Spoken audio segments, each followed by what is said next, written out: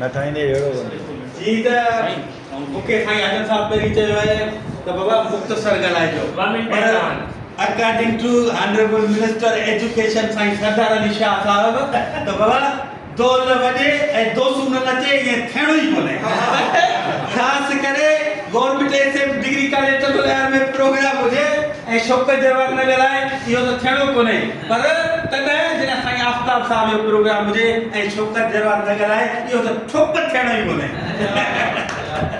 ठीकु आहे सो बहरहाल थैंक यू सो मच बर्दाश्त करण वॾी ॻाल्हि आहे थैंक यू हाणे लतीफ़ सरकार अहिड़नि माण्हुनि लाइ चयो आहे त कछे काठोटियुनि नागन ॿधी मींहं जी सुख न सुता कॾहिं लाए लांगोटी जहिड़ा आया जग में तहिड़ा विया मोटी तिन जी चोटी पूरब थींदी पधरी एॾा पूरब पैसे जो भरंदो हींअर थी सघे थो साईं खे एतिरी एप्रिसिएशन मिले या न मिले पर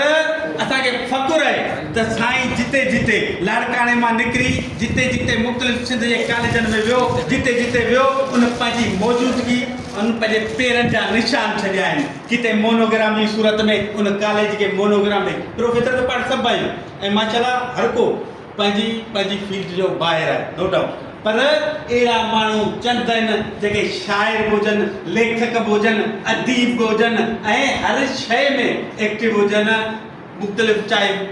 प्रोग्राम किथे किथे साईं प्रोग्राम अहिड़ा कराए जिते पंहिंजा जेको सो माना निशान छॾिया ऐं किथे किथे साईं जेको सो रिसर्च लैब ॿारनि जी सो ताईं ठाहे उते जेको सो उन इदारे खे मान बख्शियो ऐं साईं जॾहिं शुरू में थियो त विदाउट एनी फीस फ्री में सॼे घर में सॼे उन ठिकाणे में क्लास हलाए ॿारनि खे जेको सो फ्री में ट्यूशन ॾिनई ऐं उन जी बदौलत साईं केतिरा ई इंजीनियर्स ऐं केतिरा साइंसदान ऐं केतिरा ACDC पैदा कया पंहिंजे साईं वञे त कॾहिं कॾहिं ईअं बि थींदो आहे त लफ़्ज़ टुटी वेंदा आहिनि छो जो अहिड़े माण्हुनि जूं इल्मी ख़िदमतूं एॾियूं हूंदियूं आहिनि जो लफ़्ज़ साथ न ॾींदा आहिनि पर आउं चाहियां थो त साईं खे ख़राजे तहसील साईं जहिड़ो माण्हू ई सधे लफ़्ज़ में पेश करे बेशक भले मुंहिंजे मुंहं मां निकिरनि पर लफ़्ज़ हुन जा हुजनि त कंहिं साईं जहिड़े माण्हू ई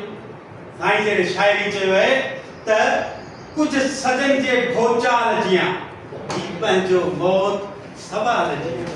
हिकु ॾींहुं उभरी अचणो आहे ऐं मद अॻे पोइ बचणो आहे जो लहकी सभ खे लाल करे जंहिंसां बर देस पढ़े हर को माण्हू रख न थियणो आहे ऐं जीवन जी जख न थियणो आहे को सॼो विढ़ंदो रहंदो आहे ऐं रत में रहंदो रहंदो आहे रत में की DNA में प्रोफेसर आफ्ताब अहमद सुरैयो नंढो भाउ चइजे या पुटु चइजे जंहिंखे अंग्रेजी पटे हलणु सेखारे professor Farhan Suraiyo government boys college Larkana अॻे ॾिसो न हिकिड़ो माण्हू पंहिंजो सोचे त ख़िदमत सॼी ज़िंदगी कई ऐं हाणे पंहिंजी औलाद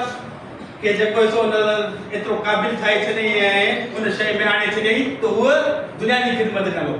त हिन क़ौम जी ख़िदमत कंदो हर को माण्हू रख न थियणो आहे ऐं जीवन जी जख न थियणो आहे को सॼो विढ़ंदो रहंदो आहे ऐं रत में रहंदो रहंदो आहे उन मंज़िल ॾांहुं हयातीअ में जा पाती हुई उन जातीअ में ऐं जी वक़्तु गुज़रंदो आहे हू अॻु खां अॻिरो वरंदो आहे के माण्हू आहिनि ॻाण ॻणिया थो अर्पे जिन खे मौत मणिया तो अरबे जिनखे मौत मणिया तारीख़ अंदर हू धड़कन था